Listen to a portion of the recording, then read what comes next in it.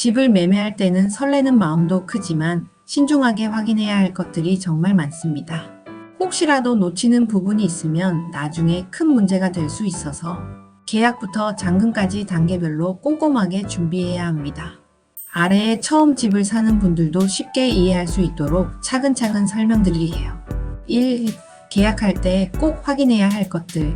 먼저 계약을 할 때는 가장 중요한 게 이 집이 정말 매도인 소유인지와 집의 문제, 대출, 압류 등이 없는지를 확인하는 거예요. 그래서 등기부등본을 꼭 띄어서 확인해야 합니다. 등기부등본에는 집주인이 누구인지, 이 집에 잡힌 대출이나 압류가 있는지 다 나와요. 또한 건축물 대장과 토지 대장도 확인해서 집의 구조나 땅, 지분, 불법 건축물이 있는지도 봐야 합니다. 그리고 계약서를 쓸 때는 계약 내용 외에도 특약사항을 꼼꼼히 넣는 게 중요해요. 예를 들어 잔금 치를 때까지 모든 대출, 전세, 월세 등을 다 해결해달라. 하자가 있으면 매도인이 책임진다. 세입자가 있으면 잔금일까지 꼭 나가게 해달라. 이런 내용이 반드시 계약서에 적혀 있어야 나중에 분쟁이 없겠죠. 계약금은 보통 집값의 10% 정도를 주는데 이체 기록이나 영수증은 잘 보관해 두세요. 그리고 부동산 중개 수수료도 계약 전에 미리 얼마인지 확인해 두셔야 합니다. 2. 중도금이 있는 경우 주의할 점. 중도금이 있는 매매라면 계약서에 적힌 날짜에 맞춰서 중도금을 보내야 해요. 이때도 마찬가지로 이체 기록을 꼭 챙기세요. 만약 대출을 받아서 중도금을 내야 한다면 은행 대출이 가능한지 사전에 상담하고 승인까지 받아야 합니다. 그리고 중도금 낸 이후에도 세입자가 나갔는지, 새로운 문제가 생기지 않았는지 중간 점검이 필요합니다.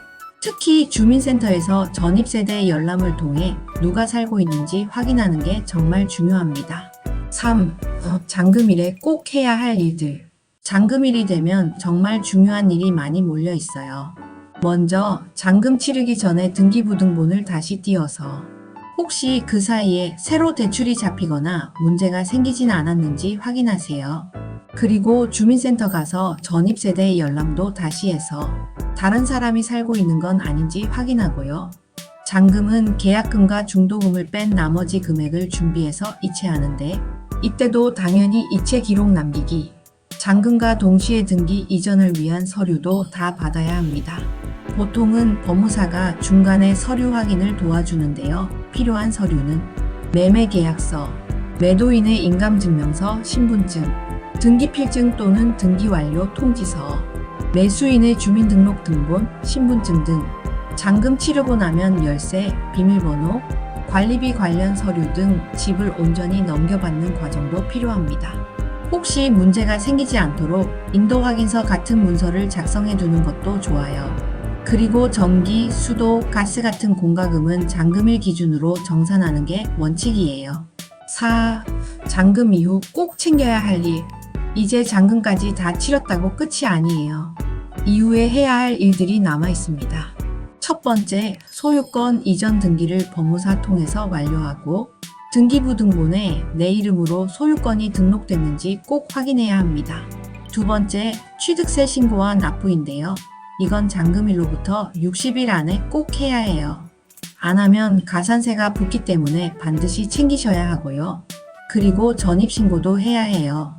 주민센터 가서 전입신고하면서 확정일자도 받으면 혹시 모를 상황에 대비할 수 있죠. 마지막으로 전기, 가스, 수도, 인터넷, 관리비 명의 변경까지 깔끔하게 마무리해야 진짜로 모든 절차가 끝납니다. 마무리. 한마디로 집을 사는 건 계약 마이너스 중도금 마이너스 잔금 마이너스 등기 전 마이너스 명의 변경 이렇게 이어지는 긴 여정입니다. 중간중간 확인해야 할 것도 많고 서류도 많지만 하나하나 꼼꼼히 챙기면 안전하고 기분 좋은 내 집 마련이 가능해요.